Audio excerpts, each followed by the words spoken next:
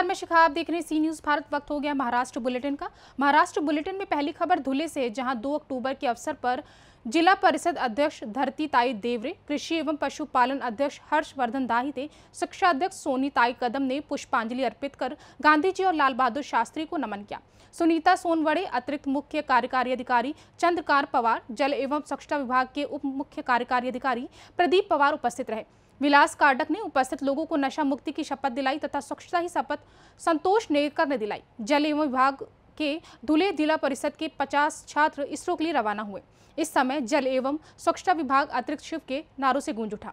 आज दिनांक 2 ऑक्टोबर 2024 आजच्या दिवशी जिल्हा परिषद धुळेच्या प्रांगणात राष्ट्रपिता महात्मा गांधी, भारताचे माजी पंतप्रधान दिवंगत लाल बहादूर शास्त्री यांची जयंती साजरी करण्यात आली। याच दिवसाचे औचित्य साधून जिल्हा परिषदेच्या समाज कल्याण विभागाने व्यसनमुक्ती सप्ताह प्रारंभ सुरू केला, त्याचे उद्घाटन करण्यात आले।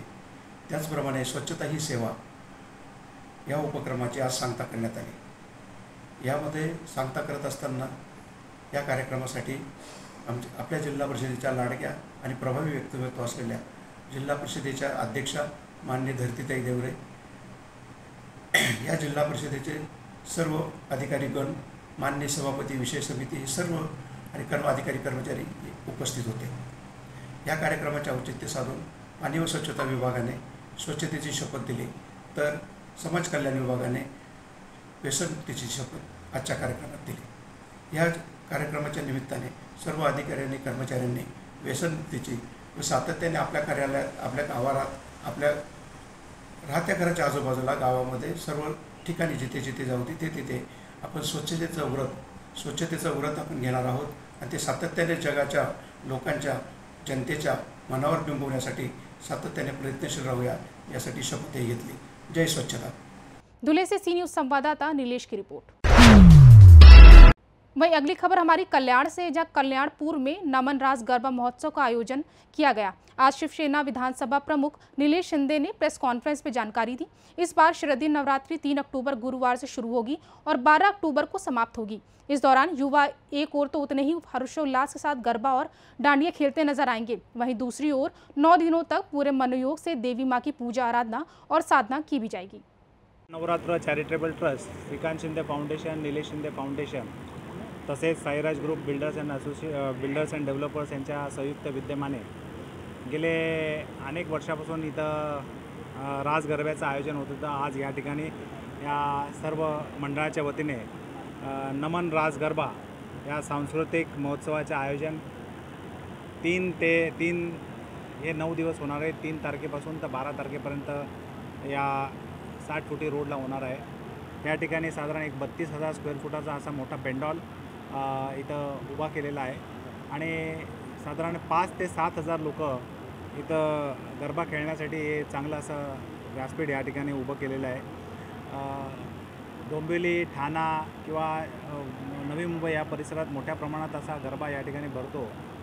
डॉक्टर श्रीकांत शिंदेंचा मानस होता की आपल्या कल्याणपुरेत देखील या स्वरूपाचा एक मोठा असा भव्य दिव्य असा कार्यक्रम या ठिकाणी व्हावा, या दृष्टिकोनातून हा त्यांच्या माध्यमातून आणि आमच्या सगळ्या मंडळाच्या माध्यमातून हा मोठा असा रास गरबा या कल्याणपूर्व आणि उल्हासनगर, विठ्ठलवाडी या सगळ्या परिसरातल्या लोकांना रास गरबा खेळावा, या दृष्टिकोनातून हे आयोजन करण्यात आलेलं आहे। इथं सुरक्षेच्या दृष्टिकोनातून प्रायव्हेट अशी आपण सुरक्षा इथं नेमलेली आहे।